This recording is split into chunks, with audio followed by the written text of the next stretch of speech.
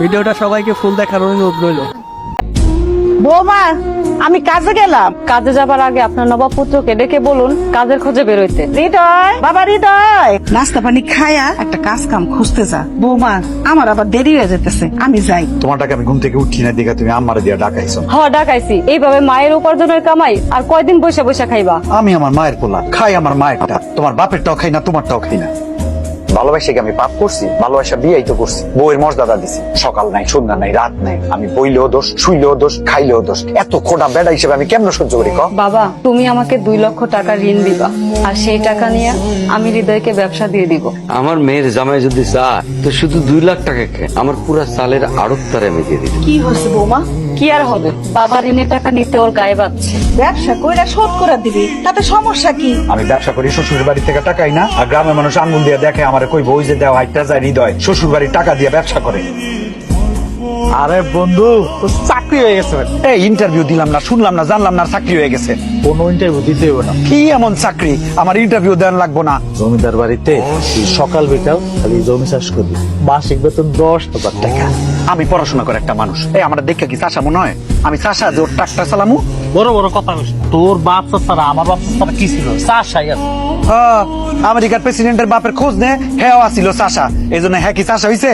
চাষার ঘরে এখন আর চাষা হয় না, ওরা পড়াশোনা করে চাকরি বাকরি ব্যবসা করে। তো জামাই বাবুজি করে ডাক দে, তুমি আমার একমাত্র মাইয়ের জামাই, আমার তো কোনো ছেলে নাই, তুমি আমার ছেলে। এই পরিবারের সবার ভালো মন্দ দেখার দায়িত্ব কিন্তু আমার। আব্বা, বিয়া তুমি মাফ করবেন, আসলে এই পরিবারের দায়িত্ব আপনার না, এই পরিবারের দায়িত্ব আমার। আসলে আমি জানি তুমি আমার সাহায্য সহযোগিতা কোনো কিছু চাও না, সেটা তুমি নাই চাইতে পারো। আমি আমার মাইয়ার মুখের দিকে তাকায়া তোমার ব্যবসা করার জন্য কিছু টাকা ঋণ দিতে চাই।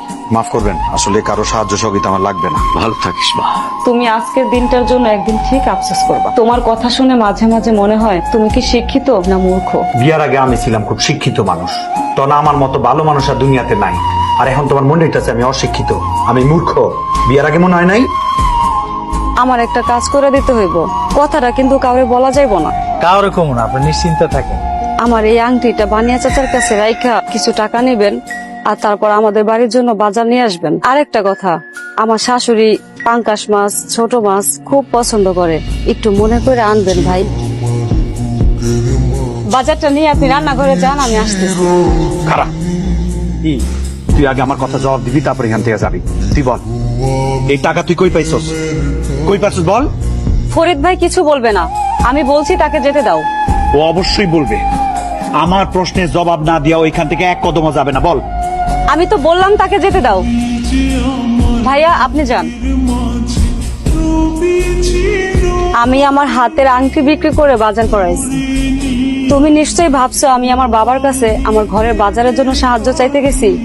না, আমি আমার ঘরের খাবারের জন্য আমার বাবার কাছে কখনোই সাহায্য আনতে যাইব না।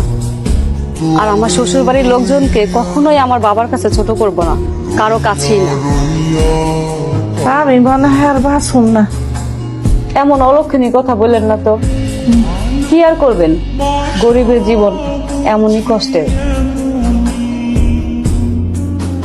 কি সমস্যা তোমার? হ্যাঁ, কালকে রাতে তুমি আমার লগে ঘুমাও নাই, আজকেও তুমি এই রুমে ঘুমাইতেছো।